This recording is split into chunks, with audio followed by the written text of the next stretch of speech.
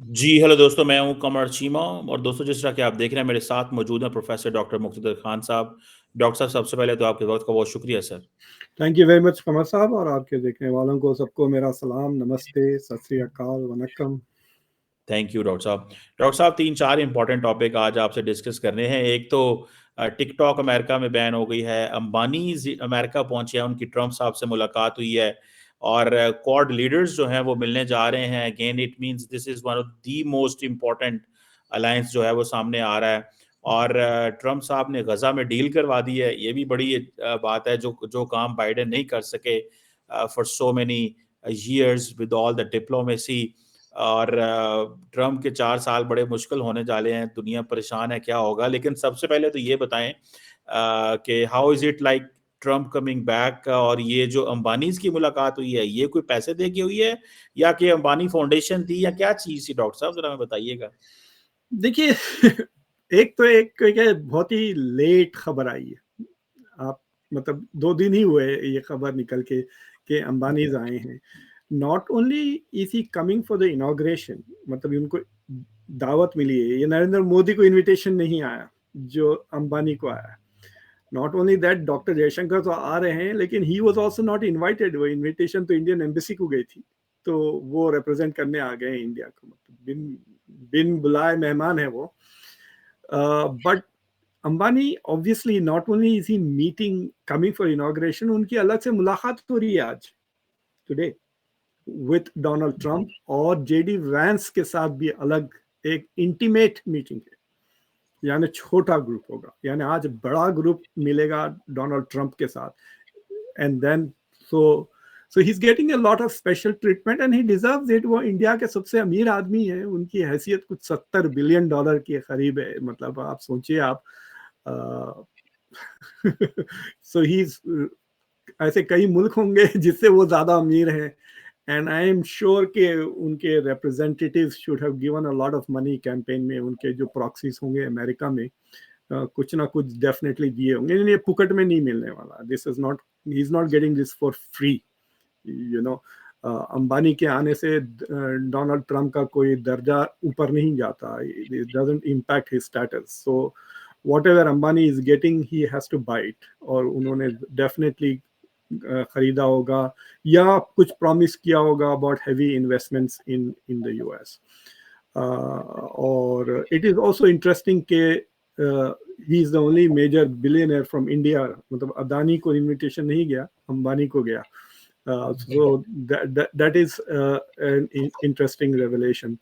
और मतलब ये तो बात तो फैल रही ना कि दिस इज बिकमिंग, जैसा कि पहले रशिया के बारे में कहते थे कि इट्स एन ओलिगार्की, तो अब ये अमेरिका हैज बिकम ओलिगार्की। ना सिर्फ खुद डोनाल्ड ट्रंप बिलियनर है, उनके अतराफ बिलियनर है। मतलब विवेक रामास्वामी, स्टीव विटकॉफ और इलॉन मस्क, एडल्सन की जो बेगम है मिरियम एडल्सन, एक्मन बोल के एक है। These are all very big billionaires हैं जो ट्रंप को सपोर्ट कर रहे हैं। एडमिनिस्ट्रेशन में कई आ रहे हैं बिलियनर्स। और मतलब ये पिछले, जब से ट्रम्प जीते हैं मारा लागो, लोग जाके माथा टेक कर आ रहे हैं। मतलब जकरबर्ग ने जाके 1 मिलियन दे के आया है, बेजोस जाकर इनॉग्रेशन के लिए funding. So basically this is becoming मतलब ही सराउंडेड बाय बिलियनर्स। और लोग परेशान हैं कि मैगा वाज, जो मैगा का मूवमेंट है, it is by people who have been left behind by globalisation. Hmm, हाँ, तो वोट तो इनको आ रहे हैं गरीबों से। हुँ। वर्किंग क्लास पार्टी, डेमोक्रेट से छीन लिया ना ये टाइटल, वर्किंग क्लास लोगों की पार्टी। तो अगर ये, hmm, if he represents a working class, but the people who are in the government seem to be more and more billionaire class, so it is a contradiction। और देखें इसका असर क्या होता है। टैक्स काट देंगे और फिर दूसरे जो promises किए हैं गरीबों को, will he deliver them? That is the question।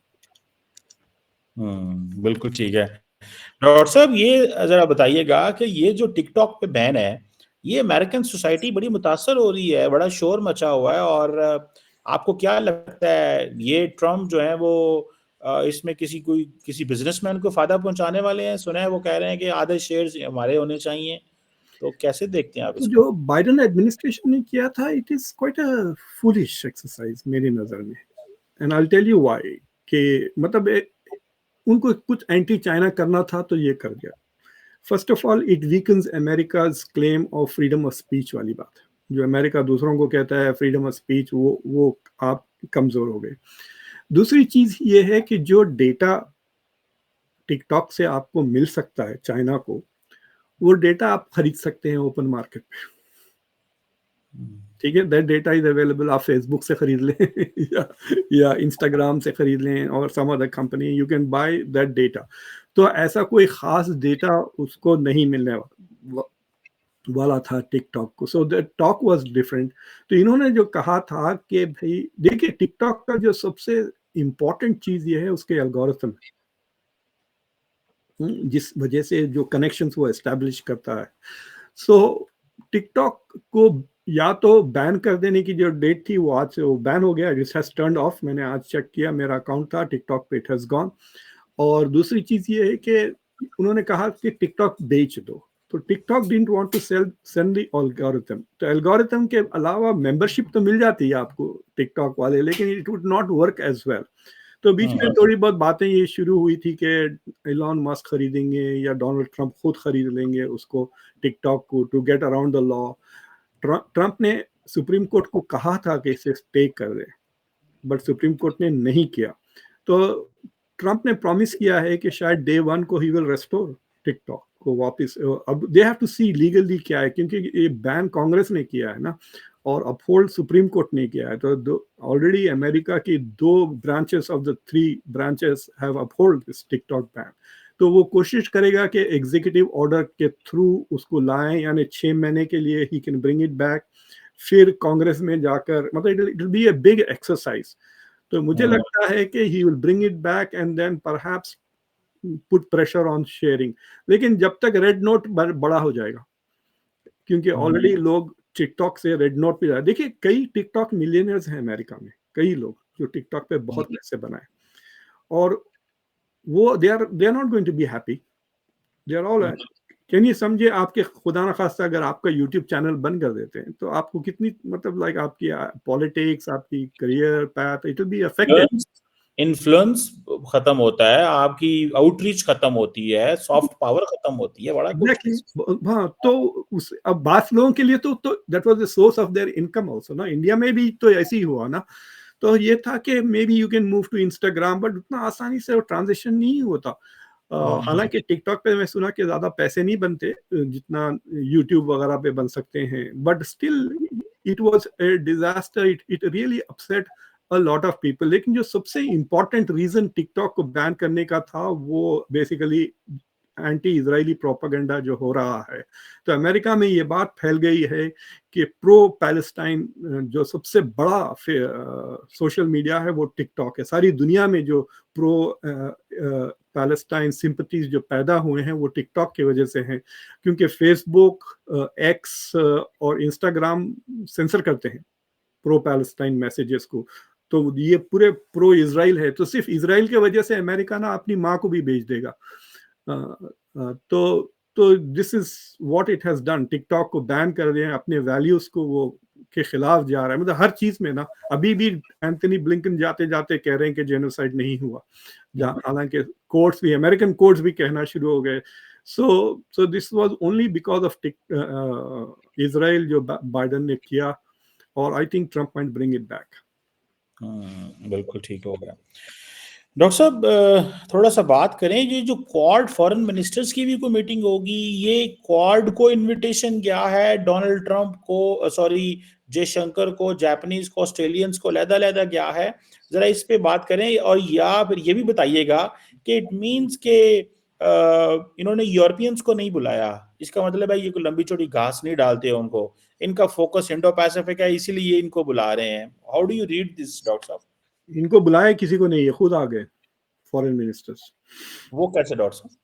Embassies को जो इनविटेशन गया है, जैसे डॉक्टर जयशंकर को थोड़ी इनविटेशन आया, तो invitation was to India. Indian embassy को जो इनविटेशन आया, तो India is saying we are sending our representative and instead of sending the ambassador they are sending Jaishankar. हाँ, तो ऑस्ट्रेलिया भी ऐसा कर रहा है। तो फर्स्ट ऑफ ऑल क्वाड की मीटिंग हो ही नहीं सकती, मार्को रूबियो कंफर्म नहीं हुए। Oh Marco Rubio, India, the US does not have a foreign minister. तो foreign ministers की मीटिंग कैसा होगी? उनकी अभी हियरिंग हुई है, अभी वोट तो नहीं हुआ ना, तो Marco Rubio, I mean meeting तो होगी जरूर मार्को रूबियो के साथ, so there will be an informal Quad meeting, but it is not a formal meeting. दूसरी चीज ये है कि India is the chair Quad का, तो ये जो मीटिंग होगी, आई थिंक डॉक्टर जयशंकर ने कॉल किया कि हम हैं ही तो मिल लेते हैं। ओके इट्स लाइक सेइंग कि आप डीसी आए तो मैं कह रहा हूँ कि चलिए यार समोसा चाय पी लेते हैं वहां पर ढाबे पर आ जाइए तो इट इज लाइक 495 के ढाबे पे आ जाए, वी विल हैव दैट। तो that's what probably doctor Jaishankar ने लीड लिया, कह रहा है कि जापान के फॉरेन मिनिस्टर भी है वहां पे भी है, और इस बहाने it will also put pressure on Marco Rubio to come and meet with them. तो I think this is an informal meeting arranged by doctor Jaishankar, वो मेरा गेस है कि ही हैज ऑर्गेनाइज्ड दिस, क्योंकि मार्को रूबियो अभी इस formally confirm नहीं हुए, तो ही कैन नॉट फॉर्मली मतलब से थिंग्स ऑन बिहाफ। क्या पता कल उनको वोट नहीं मिले राइट अगर वो कंफर्म नहीं होते हैं एज फॉरेन सेक्रेटरी, देन इस मीटिंग का क्या स्टेटस होगा? We are assuming that he will get the votes, वो मिल जाएंगे उनको, ही इज द बेस्ट। मतलब ट्रम्प की जो कैंडिडेट्स हैं उनमें सबसे ज्यादा मेन स्ट्रीम मार्को रूबियो है, हालांकि है वो neocon, but he is the most mainstream जो रिपब्लिकन्स को पसंद आया, एंड तो ही विल गेट, मेरे ख्याल से आई वोंट बी सरप्राइज अगर वो यूनानिमस भी उनको वोट मिल जाए। हाँ सुन रहे थे, मैंने कांग्रेस में देखा कि डेमोक्रेट्स भी कह रहे हैं ठीक है, रिपब्लिकन भी कहते हैं ठीक है, क्योंकि सब कोई दूसरे इतने खराब है, इट्स लाइक सेइंग कि भाई आप एक तोशे में टट्टी दे रहे हैं और एक तोशे में उतरी हुई बिरयानी, तो बिरयानी उतरी हुई है लेकिन एटलीस्ट बिरयानी है दिस इज लाइक बाकी के तो इतने बेकार है नॉमिनीज, मतलब compare to the secretary of defence, you know, except, तो कॉन्ट्रास्ट इज ह्यूज ना, रिस्पेक्टेबिलिटी पे देख लो आप। हाँ डॉक्टर साहब, ये जो हुई है, डील हुई है गजा की, जो विक्टर है नाम, क्या नाम है उसका, स्टीव विटकॉफ, जो विटकॉफ जी, स्टीव विटकॉफ जो है, इसकी जरा इस डील पे जरा कीजिएगा कि बाइडेन एडमिनिस्ट्रेशन कितनी एम्बैरस हुई है इससे। यहाँ सेक्रेटरी एंटनी ब्लिंकन क्या करते रहे, झग मारते रहे वो इतने साल। कल आज वो कतरी प्राइम मिनिस्टर कह रहा था कि भाई ये डील तो 1 साल पहले भी हमने यही डील थी और आज भी वही डील हुई है। और सुनने में ये आया कि जब ये विटकॉफ गए हैं वहां पे तो नेतन्याहू ने कहा मैं अवेलेबल नहीं हूँ, आज शबात है, उसने कहा मुझे नहीं पता कौन सा दिन है, ऑफिस आओ, और उसको जबरदस्ती ऑफिस बुलाया और उससे कहा इसको साइन करो, एक्सेप्ट करो, नहीं तो मैं आपको। तो कैसे देखते हैं? आई मीन वो I don't know about that, ये मीटिंग जो फाइनली हुई थी वो तो दोहा में थी ना तो दोहा में कहाँ गया ऑफिस है नेतन्याहू के नहीं नहीं, उधर भी तो गए थे ना, इजराइल भी तो गए थे ना हाँ, Witkoff. But the final deal तो दोहा में सेटल हुई नेगोशिएशंस। तो first of all Steve Witkoff is जो बाइडेन ट्रम्प एडमिनिस्ट्रेशन है, they join the Biden administration की team in the final weeks negotiations. तो स्टीव विटकॉफ तकरीबन 8-10 दिन से इन्वॉल्व थे डिस्कशंस में, और जो अरब डिप्लोमेट्स थे वहाँ कतरीज, उन्होंने साफ पब्लिक में कह दिया कि ये स्टीव विटकॉफ ने प्रेशर डाला on Netanyahu to accept the ceasefire, वरना नेतन्याहू इस सीज फायर को एक्सेप्ट नहीं करते। तो जो बाइडेन की जो प्रेस कॉन्फ्रेंस हुई थी, जो आखिरी प्रेस कॉन्फ्रेंस जिसमें उन्होंने सीज फायर अनाउंस किया, तो उसमें एक रिपोर्टर ने पूछा था कि इसमें ट्रम्प एडमिनिस्ट्रेशन का कितना हाथ है। तो जो बाइडेन ने जो जवाब दिया वो उन्हीं के खिलाफ था एक्चुअली। जो बाइडेन ने कहा ये वही प्लान है जो मैं मई में प्रेजेंट किया, तो ये कह दिया उन्होंने, राइट। लेकिन उसके बाद जो आर्टिकल्स छपे हैं अटलांटिक मंथली में, लोग कह रहे हैं ठीक है तुमने मई में प्रेजेंट किया, तो मई में क्यों नहीं एक्सेप्ट हुई cease fire? It is not the plan but the person who is important, कि ट्रम्प के वजह से बाइडेन का प्लान एक्सेप्ट हुआ बिकॉज विटकॉफ ने प्रेशर डाला ऑन नेतन्याहू। और एक दिन पहले आपको याद होगा जो प्रोफेसर जेफरी सैक्स का तो नाम सुना होगा ना, बहुत मतलब कोलंबिया के प्रोफेसर हैं, उन्होंने इतने बाकायदा गालियां दे दी बीबी नेतन्याहू को, called him a dark person, इसके उतना डार्क बंदा कोई नहीं है, इविल, इस तरह की बातें।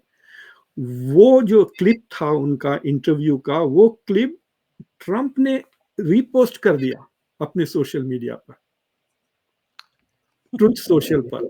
मतलब बड़ी हैरत हुई लोगों को कि इतना एंटी नेतन्याहू, मतलब it was attacking Netanyahu directly, और वो ट्रंप ने रीट्वीट किया था। वो इशारा था ट्रंप को, ट्रंप का कि मैं बाइडेन कहता तुम्हारा नौकर नहीं हूं, आई एम द बॉस। जब पहली बार नेतन्याहू की मीटिंग हुई थी बिल क्लिंटन की, और नेतन्याहू जब बाहर गए तो बिल क्लिंटन ने पलट के पूछा, who the fuck is the super power here. ये सवाल था क्लिंटन का कि who is the super power, he और मी। लेकिन ये बात क्लिंटन ने कही, लेकिन नेतन्याहू जाने के बाद कही ना।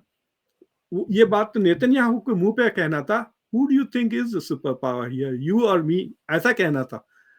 तो ये बहुत चढ़ के बात करता है नेतन्याहू इनके ऊपर खासतौर से, और ये बहुत डरे हुए रहते उससे। बट ट्रंप हैज सिग्नल्ड कि I am not afraid of you. एक तो उसको और एक इलेक्शन जीतना नहीं है, राइट, और दूसरा he has appointed people who are very pro Israel। मतलब जितने भी एडमिनिस्ट्रेशन में है, मार्को रूबियो जो सेक्रेटरी ऑफ स्टेट है, और फिर माइकल वॉल्स जो नेशनल सिक्योरिटी एडवाइजर है, और फिर जो स्टीव विटकॉफ है, स्टीव विटकॉफ खुद यहूदी है, बिलियनर है, और फिर जो चौथा है हकबी जो एम्बेसडर इजराइल को, ये they are more loyal to Israel than to the US. ये इतने प्रो इजराइल है, एंटी ईरान है और एंटी चाइना, इनका रिकॉर्ड्स है। मतलब माइकल वॉल्स भी बहुत एंटी ईरान है। सो दे आर वेरी हैप्पी कि अगर बात ट्रंप तक नहीं गई तो इजराइल जो चाहा वो हो जाएगा। जैसा माइकल वॉल्स ने बयान दिया कि it will be impossible, we will never accept Hamas governing Gaza. ये इनकमिंग नेशनल सिक्योरिटी एडवाइजर, यानी this is the agenda of Netanyahu ना गोइंग फॉरवर्ड। तो नेतन्याहू को एक चीज कंसीड करना पड़ रहा, but he is going to win more. मुझे लगता कि सीरिया में जो जमीन और लैंड कब्जा किया, I think Trump will allow him to annex them legally. और फिर जो वेस्ट बैंक में जो इन्होंने कब्जे किए हुए हैं, मुझे लगता कि Trump will let him have those lands. अगर अरब मुल्क पुश बैक नहीं करे ना, तो ये जो चाहता है वो दे देगा, क्योंकि बहुत पैसे लिए हैं यहूदियों से ट्रंप ने। मिरियम एडोसन को ले लें, यहाँ पे जूइश इंसाइडर बोल के मैगजीन है, उस पर आप जाके देखें, Jews supporting the Trump administration, आपको पूरे उनके नाम, कितने पैसे वगैरह सब मिल जाएगा। It's all public knowledge. So he is going to be very pro Israel, इसमें कोई शक की बात नहीं है। But as long as Israel abuse ना करे उसको। बाइडेन का सवाल था कि मतलब मैं तो, देखिए आप पिछले कई महीनों से ब्लिंकन ने कुछ किया इंडिया के साथ नहीं ना, सारा जेक सलीवन कर रहे थे, क्योंकि ब्लिंकन को ड्यूटी पे लगा दिए। मतलब एक हफ्ता वो जाके वहां पे इस्त्री करता है, नेतन्याहू के कपड़े धोता है, उसके जूते उते पॉलिश कर लेता है, घर को वैक्यूम करके फिर वो आ जाता है वापस। This is what Blinken has been doing for the last 5-6 महीने, या तो इधर करे या यूक्रेन, उसके अलावा ही is not doing anything else. और उसकी इतनी बेइज्जती हुई, can you imagine the last press conference जो ब्लिंकन की हुई है, उसमें लोग खड़े रह के गाजा का जेनोसाइड करके इसका मतलब इनकी खत्म हो गई इज्जत, दे हैव नो रिस्पेक्ट। दोनों ब्लिंकन एंड बाइडेन, मतलब कहते हैं ना कि बड़े बेआबरू होके तेरे खोचे से हम निकले, ये खुद के खोचे से बड़े बेआबरू होके निकले।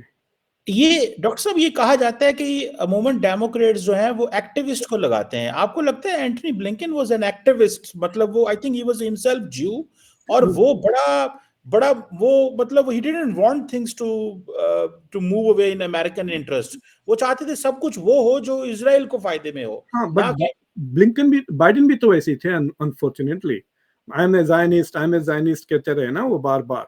देखिए ब्लिंकन को वो, बिकॉज बाइडेन इतना ज़ायनिस्ट है कि वो अपने एडमिनिस्ट्रेशन में सारे ज़ायनिस्ट को भर लिया, ए टू जी। इन्होंने लॉज ब्रेक किए हैं अमेरिका के, कमर साहब, they have broken American laws.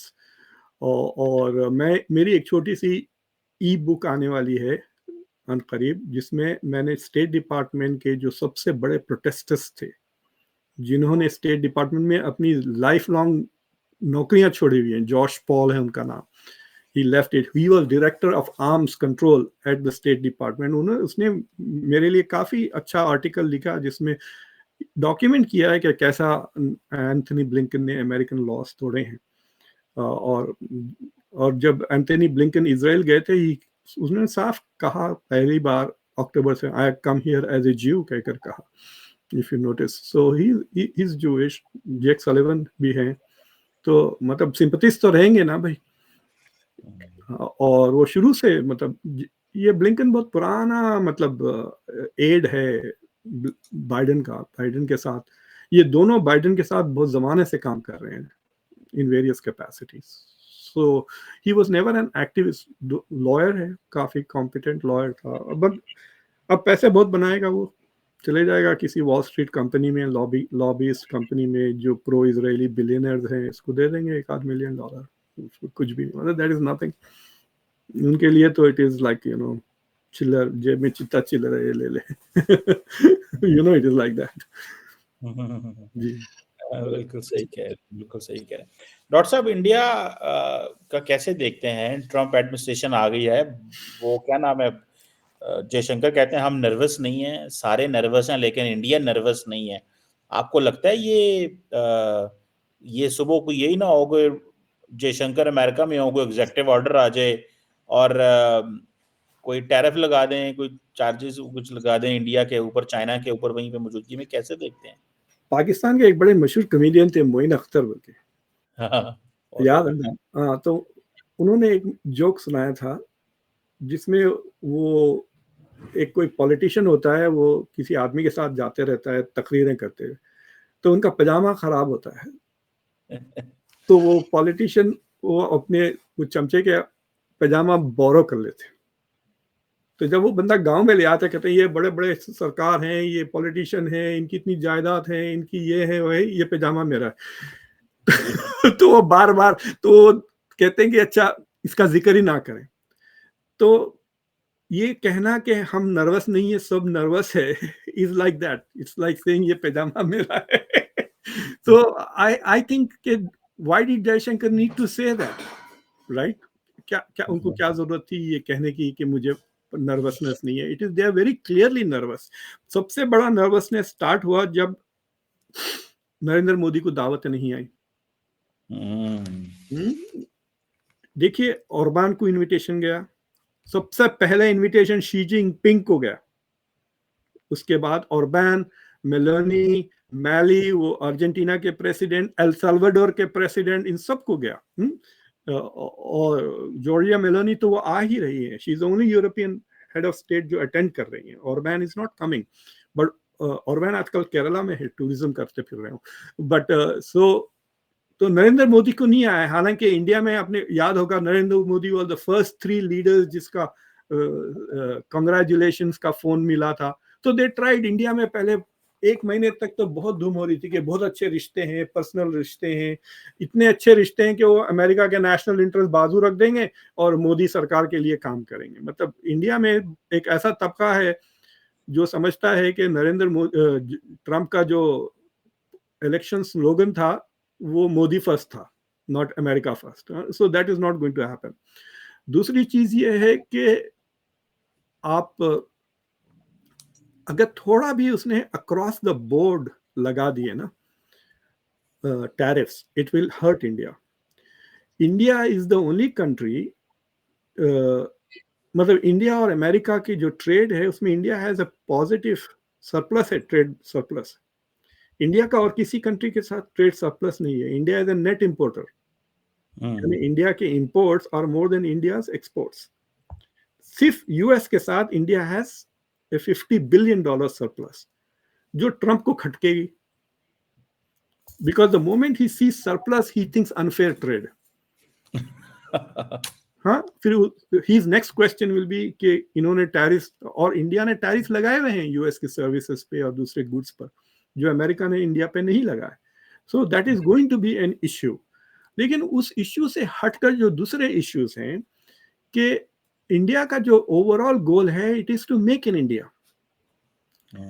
और जो डीग्लोबलाइजेशन हो रहा है, चाइना प्लस वन वाली जो स्ट्रैटेजी यूरोप और वेस्ट अपनाना चाह रहे हैं, they were thinking of making India the alternative to manufacturing compare to China, right?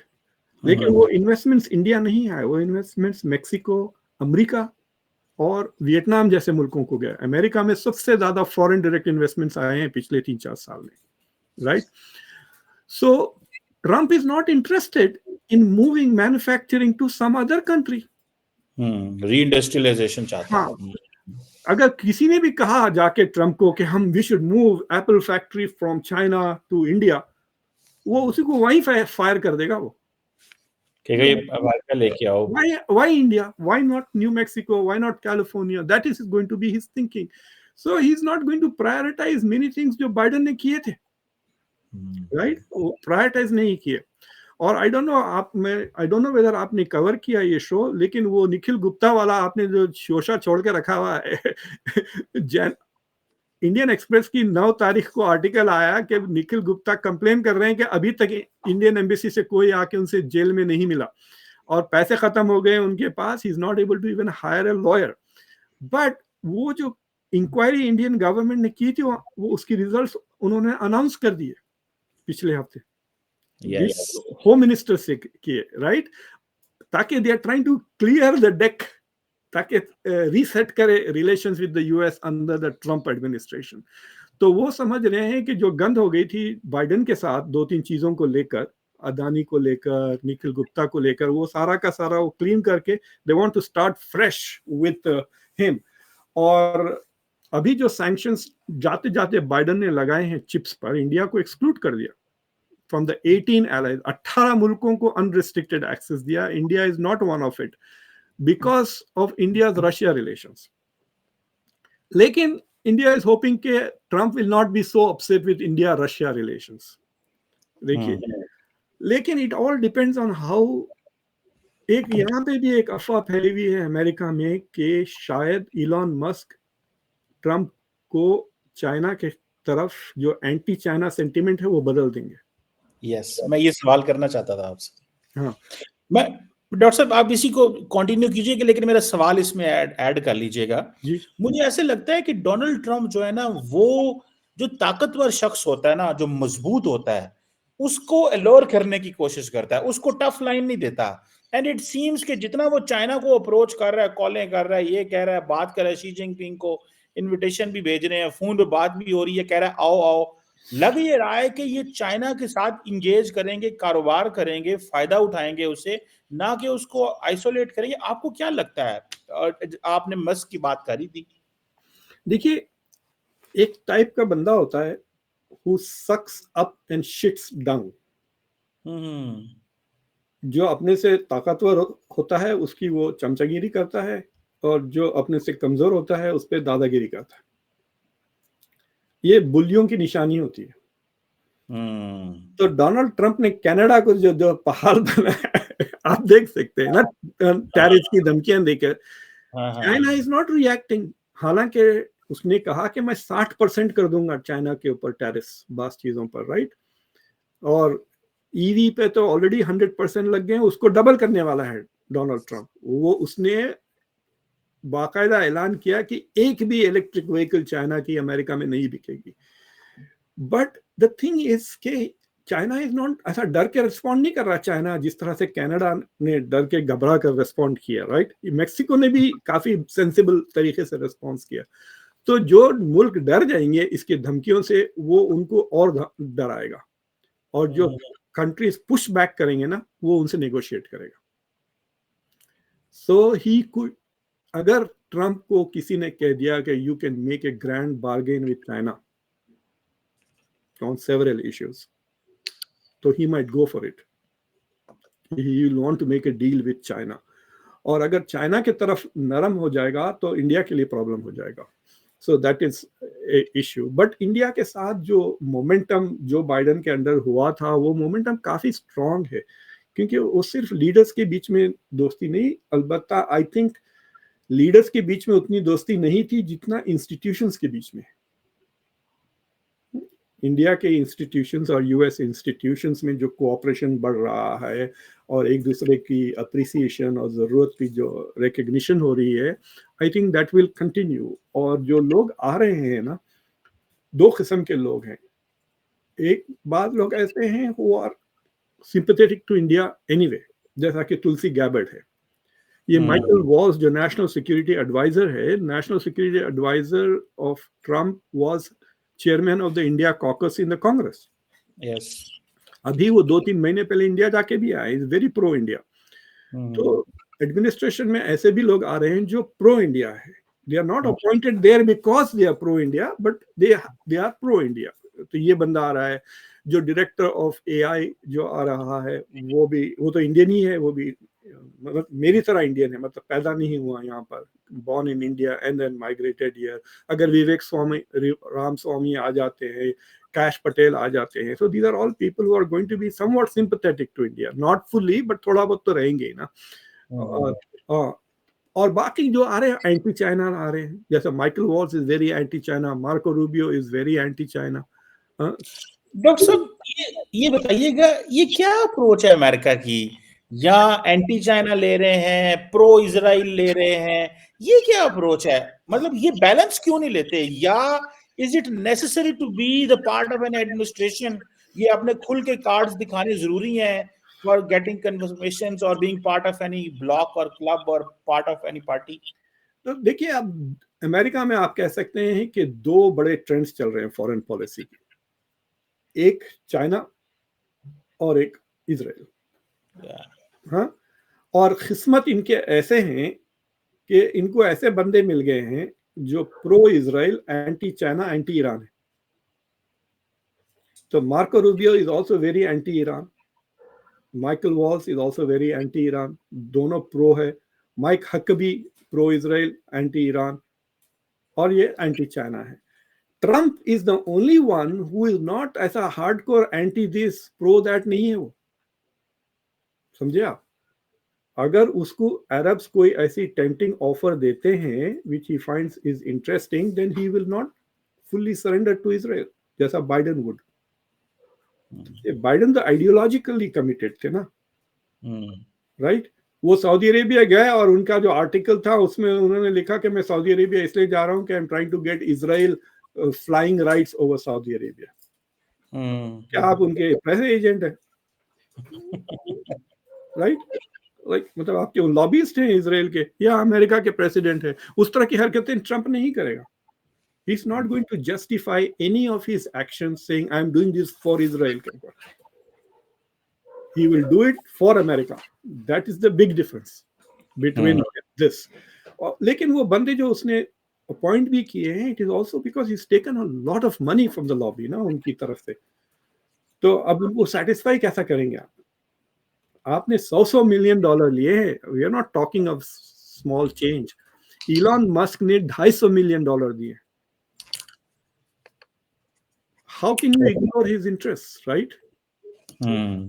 So it is very important for him to be able to satisfy this. इसलिए वो उसको ऑफिस दे रहे हैं भाई व्हाइट हाउस के अंदर। Elon Musk will have an office in the White House. और विवेक रामास्वामी को मुझे लगता कि आउट कर दिया, उसको कहा जाके ओहायो से सेनेटर बन जाओ। हाँ, उसको तो रूबियो आज या कल तक वो डिसाइड हो जाएगा। That has to be decided because उनको वोट चाहिए ना कंफर्मेशन के लिए, सेनेट खाली को नहीं रख सकते। ये जैसा स्वेयर इन हो जाएगा JD Vance, he will become vice president, तो एक सेनेटर की जगह खाली हो जाएगी। So they will want that one, और मार्जिन बहुत कम है ना। बिल्कुल, देखते हैं डॉक्टर साहब क्या होता है, बट इट्स वेरी इंटरेस्टिंग। अब हल्फ उठाते हैं डोनाल्ड ट्रम्प साहब, भूचाल आ जाना है दुनिया में, अर्थक्वेक आ जाना है एक दफा, चीजें इधर उधर नहीं। I will tell you this man is going to be focused more on domestic politics than international politics. International politics पे उतना ज्यादा तवज्जो नहीं रहेंगी, लेकिन जो चीजें वो करेंगे उसका रिपल इफेक्ट ज्यादा रहेगा। देखिए, Biden was clearly a status quo president. उन्होंने जो ग्लोबल ऑर्डर है उसकी हिफाजत करने के लिए जो जो चीजें उन्होंने की हैं, right? To maintain America's domination in the Middle East, to maintain Israel's domination in the Middle East, to maintain Israel's control on West Bank and Gaza, to keep Russia down. ये सारी जो existing agenda था ना, agenda change का नहीं है. Trump is not interested in all those things. वो जो liberal international order वगैरह की respect ही नहीं करते. So what he is interested is in a very narrow conception of America's national interest. यकीनन मतलब he is definitely a America first president. So he is going to do what he thinks is in the interest of America. पहले तो मैंने काफी हंसा था जब उसने Greenland की बात की, राइट? तो मैंने उस पर शो किया अपने शो पर, लेकिन जब मैं एक्चुअली इसके बारे में सोचा, I like the idea now. मतलब मेरा रिएक्शन है, व्हाई नॉट? ले ले, बाय फोर्स ले ले, कौन रोकेगा? कोई भी नहीं. हाँ बस, सो व्हाई नॉट? मतलब इट हैज उसका एनवायरमेंटल इश्यूज है, उसके नीचे अगर अर्थ मेटल्स वगैरह, रेयर मेटल्स ये वो निकल जाते हैं, तो सोचिए आप. अभी तो people are thinking of mining on asteroids and meteors, space में जाके माइनिंग करने के लिए, गोल्ड और प्लैटिनम, यूरेनियम के लिए. लेकिन अगर ग्रीनलैंड में काफी नेचुरल रिसोर्सेस है, सोचे अगर उसके नीचे तेल है तो व्हाई नॉट, यू नो, इतनी ज्यादा जमीन. और it will not be, it's not going to be a big cost also. Population बहुत कम है, कुछ 50,000 लोग ही रहते हैं वहाँ पर. It will not even be, जैसे कि पोर्टो रिको इज लाइक बहुत ही महंगा पड़ता है हमको, दैट विल नॉट बी. और इस वक्त चाइना और Russia are not in a position to oppose the US, क्योंकि अगर डोनाल्ड ट्रंप प्रेशर डालने लगा ना, कि अगर वो कहता है कि मैं नेटो छोड़ दूंगा, तो पूरा यूरोपियन यूनियन और NATO will vote and give him Greenland.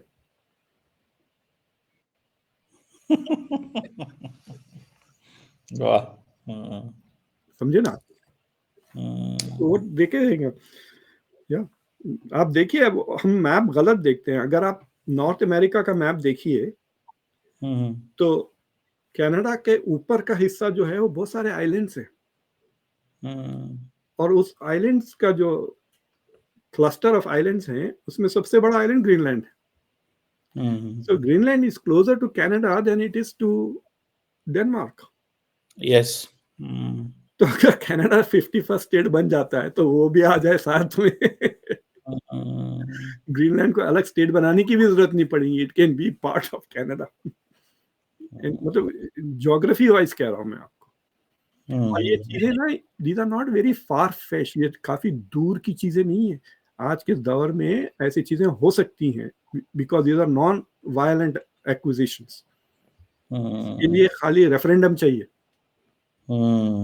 right? You just need a vote and you can go and buy that, because the alternative is tough ना. कनाडा में क्या इतना हाइपर नेशनलिज्म थोड़ी है. कनाडा में कुछ भी नहीं है. करियर बनाने सारे यहीं आ जाते हैं वैसे. तो अगर उनको सिटीजनशिप मिल रही है यूएस की, देखिए कनाडा की पर कैपिटा जीडीपी 54, यूएस की 89 है. हम $25,000 ज्यादा है उनके ऊपर. So why would they not want to become part of a richer, more dynamic country? ये और बात है. उनके टैक्सेस भी कम हो जाएंगे, जैसा ट्रम्प कह रहा है. टैक्सेस भी कम हो जाएंगे, टैरिफ भी कम हो जाएंगे. Let's see. देखते हैं. I don't think it's going to happen. मतलब the only thing that could happen is Panama. Yes. वो तीनों में, पैनामा में कुछ सिक्योरिटी अरेंजमेंट करके वो he will control, but Canada, Greenland वगैरह, it's a good thing to talk about. अगर मोमेंटम बढ़ा तो शायद if the next president अगर जेडी वैंस जीत जाते हैं, तो it is possible कि it might happen in the long run, but it's not something कि 4 साल में नहीं होने वाला. बिल्कुल ठीक. Thank you very much, Professor Dr. Muqtada Khan sir. Thank you very much, Qamar sir.